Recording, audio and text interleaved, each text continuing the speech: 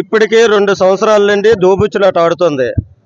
మాకు one side settlement 27 లక్షల రూపాయలు ఇచ్చేస్తామని అగ్రిమెంట్ చేసి అది 60 రోజుల్లో ఇస్తామని చెప్పి 2 సంవత్సరాలుగా కార్మికులకు రావాల్సిన డబ్బుల్ని సక్రమ పద్ధతిలో ఇవ్వకుండా దోబుచ్చులాట ఆడుతూ ఇదిగో రేపు ఇదిగో మాపు అనే చెప్పే విధంగా వచ్చి ఈ రోజు చేతులు ఎత్తేసే వ్యవహారం కనిపించింది కాబట్టి తక్షణమే మాకు రావాల్సిన కార్మిక చట్టాల్లో ఏవైతే ఉన్నాయో అవన్నీ కూడా మాకు తక్షణమే విడుదల చేయించాలా మేనేజ్మెంట్.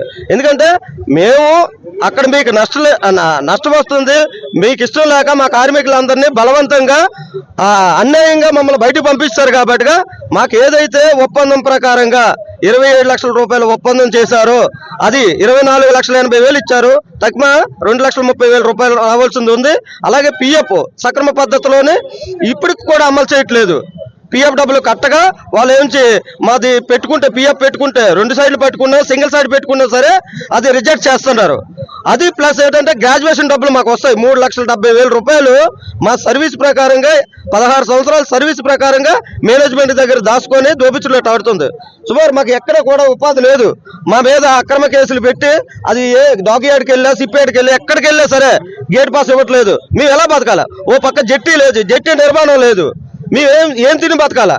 వీళ్ళు అయితే మా భూముల్లోనే మా సముద్రం మీద పోర్టులు కట్టి వ్యాపారం చేసుకుని మమ్మల్ని అనాథలుగా రోడ్ల మీద వదిలేసి ఇది కనీసం ప్రభుత్వం అయినా పట్టించుకోవాలి కదా. ఇప్పుడు ప్రభుత్వం చొరవ తీసుకొని తక్షణమే మాకు రావాల్సింది ఏదైతే బకాయిలు ఉన్నాయో ఇమీడియట్లు విడుదల చేయించాలని ఈ మీడియా ద్వారాగా ప్రభుత్వాన్ని అర్జిస్తున్నాం.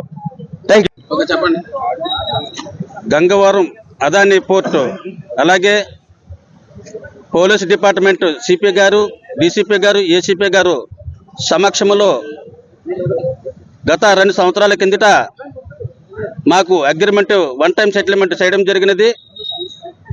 వన్ టైం సెటిల్మెంట్లో 27 లక్షల రూపాయలు ఎటువంటి షరతులు లేకుండా నేరుగా మీ అకౌంట్లో వేస్తామని చెప్పి ఈ రోజు వరకు మాకు 24 లక్షల రూపాయలు 80,000 రూపాయల వరకు వేసి 2,20,000 నుండి 2,30,000 రూపాయల వరకు కోత పెట్టి ఆ డబ్బులు అడుగుతూ ఉంటే ఇప్పుడు ఇన్కమ్ ట్యాక్స్ కట్టాము, రిటర్న్స్ పెట్టుకోండి అని చెప్పేసి అన్నారు. యాజమాన్యం చెప్పిన ప్రకారంగా మళ్ళీ రిటర్న్స్ పెట్టడం జరిగింది. పెట్టేటప్పుడు కూడా పెట్టి ఇప్పుడు 6 నెలలు వ్యవధి అవుతుంది. ఈ రోజు వరకు కూడా ఇదిగో అదిగో అని చెప్పుకుంటూ మమ్మల్ని మోసపూర్వక మాటలు చెప్పి మమ్మల్ని మోసం చేస్తూనే కాకుండా మమ్మల్ని లేనిపోని కేసుల్లో నిరికించి ఆ కేసులు కూడా ఎత్తివేస్తాయని చెప్పేసి చెప్పడం జరిగింది. ఆ కేసులు కూడా ఇంతవరకు ఎత్తివేయకుండా యాజమాన్యం వారు మొండిగా వ్యవహరిస్తుంది. కాబట్టి యాజమాన్యం వారు ఇప్పటికన్నా కళ్ళు తెరుచుకొని మా కార్మికుల కష్టాన్ని 2,20,000 30,000 రూపాయలు మాకు తక్షణమే ఈ యొక్క డబ్బులు బ్యాంకులో పడాలి. లేని పక్షంలో దీనికంటే తీవ్రమైన ఉద్యమాన్ని చేసి ఆ రోజు ప్రాణత్యాగాలు ఎలాగైతే చేసి ఈ 27 లక్షల రూపాయలు సాధించుకున్నాము.